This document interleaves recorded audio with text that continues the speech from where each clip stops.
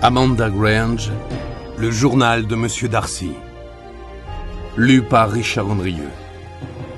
Mardi 1er octobre.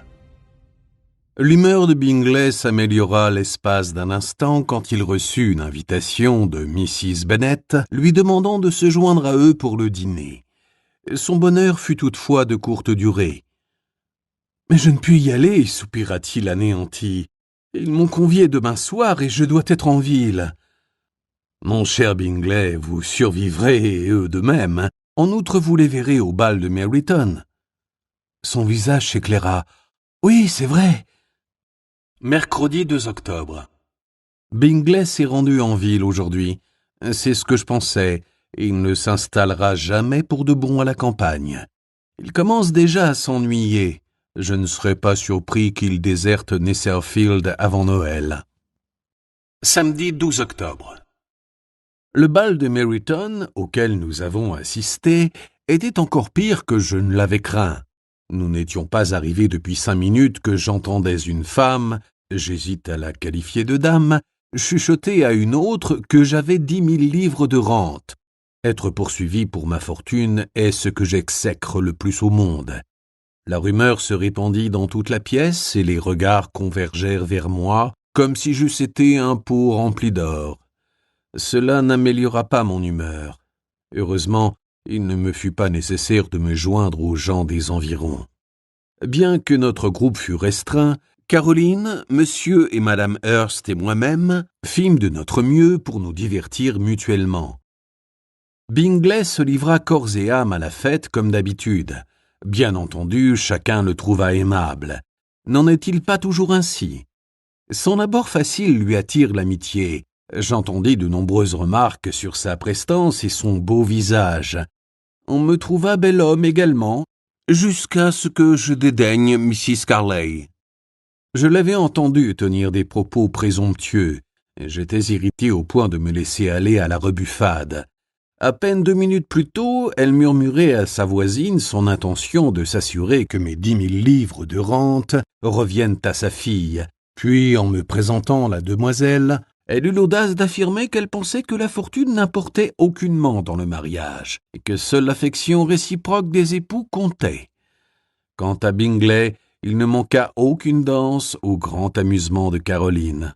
« Il sera de nouveau amoureux avant la fin de la soirée, » prédit-elle. J'en convins. Je n'ai jamais rencontré d'homme qui, sans mourrache, puisse se désintéresser avec une telle facilité. Qu'il aperçoive un joli minois et de gentilles manières, et il ne se posera pas de questions. J'ai dansé une fois avec Mr. Hurst, mais les musiciens étaient si médiocres que cela me suffit. Je refusais d'être présenté à d'autres jeunes personnes, et me contentais de parcourir du regard la salle jusqu'à ce que Bingley n'en puisse plus de danser. Non qu'il ait été aisé d'éviter les cavalières. Plusieurs demoiselles étaient assises sur les côtés. L'une d'elles était la sœur de la dame qui avait capté l'attention de Bingley, et ce dernier avait décrété qu'il souhaitait me voir danser avec elle. « Venez, Darcy, il faut que vous dansiez. Cela m'insupporte de vous voir rester debout tout seul comme un idiot. Vous feriez bien mieux de vous mêler aux danseurs. »« Je n'en ferai rien. Vos sœurs sont engagées, et je ne vois pas une seule femme dont la compagnie ne soit pas une punition, répliquai-je. Je n'étais pas d'humeur à trouver quoi que ce soit à mon goût.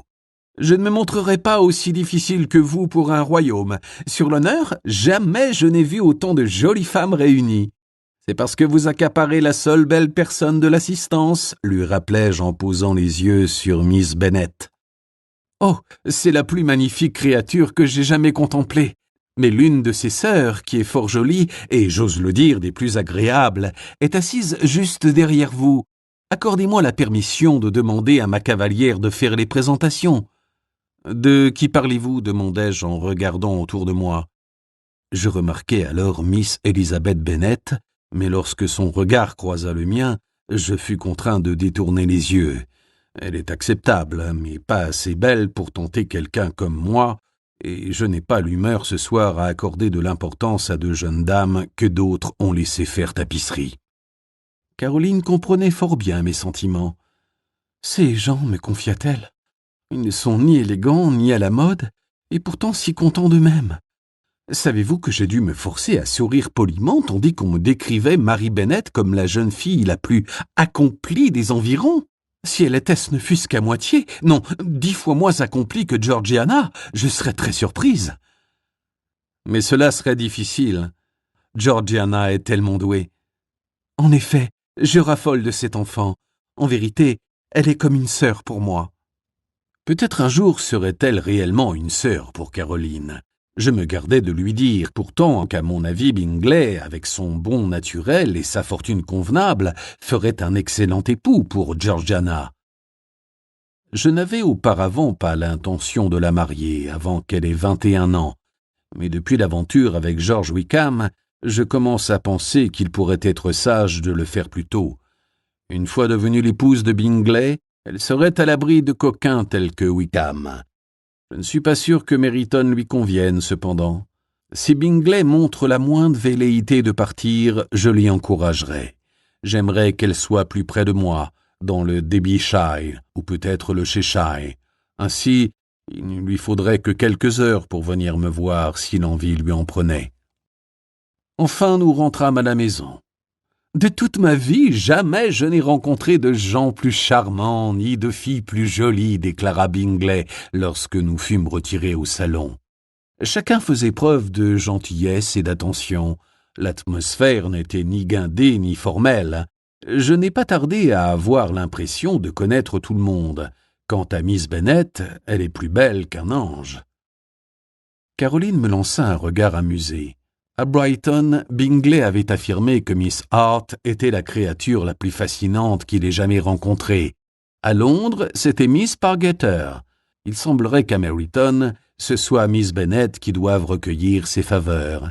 « Elle est adorable, en effet, » reconnut Caroline. « Et jolie, ajoutai-je. Il vaut mieux ne pas contrarier Bingley quand il est dans ce genre de disposition. Mais elle sourit trop. »« Cela ne fait pas de doute. Elle sourit trop, renchérit Louisa. Mais cela ne l'empêche pas d'être charmante. Je crois que nous pourrions être amis avec elle tant que nous sommes ici. N'est-ce pas, Caroline ? » ?»« Absolument. Il nous faut quelqu'un pour faire passer les longues heures d'ennui et pour nous amuser quand les messieurs s'absentent. La seule chose qui me hante lorsque j'écris est le regard que je surpris de la part de Miss Elizabeth Bennet lorsque je fis remarquer qu'elle n'était pas assez belle pour me donner envie de danser. Si je ne savais pas que c'est impossible, je dirais qu'il était ironique. Cela me gêne un peu qu'il m'ait entendu, mais pour ma défense, il n'était pas dans mes intentions que mes mots parviennent à ses oreilles. En outre, il serait idiot de me préoccuper de ses sentiments. Elle n'est pas d'un tempérament délicat et ne sera pas blessée, si du moins elle ressemble à sa mère. Cette femme abominable m'a rondement condamné pour cette parole spontanée et m'a décrit à qui voulait bien l'écouter comme l'homme le plus orgueilleux et le plus désagréable au monde, en ajoutant qu'elle espérait que je ne revienne jamais en ces lieux. Je n'aurais jamais cru partager un jour les espoirs d'une femme de ce genre, mais en cette occasion, il semblerait que nos esprits se rencontrent. Mardi 15 octobre. Aujourd'hui, Bingley et moi avons examiné les bois. Pendant que nous étions sortis, les demoiselles Bennet ont tenu compagnie à Caroline et à Louisa. Vendredi 18 octobre. Tandis que Bingley et moi étions sortis nous promener à cheval, Caroline et Louisa ont pris la voiture pour rendre visite aux Bennet à Longbourn. Je crois qu'elles ont l'intention de se lier d'amitié avec les deux sœurs aînées. Dieu sait s'il y a peu de compagnie pour elles par ici. Samedi 19 octobre. Aujourd'hui, il fait humide. Après avoir passé la journée confinée à l'intérieur, je fus presque soulagé de sortir pour aller à un dîner. Cela n'a pourtant pas été plus réussi que le bal. Les gens n'étaient pas plus élégants, ni les conversations plus stimulantes, mais cela a eu l'avantage de nous procurer du changement.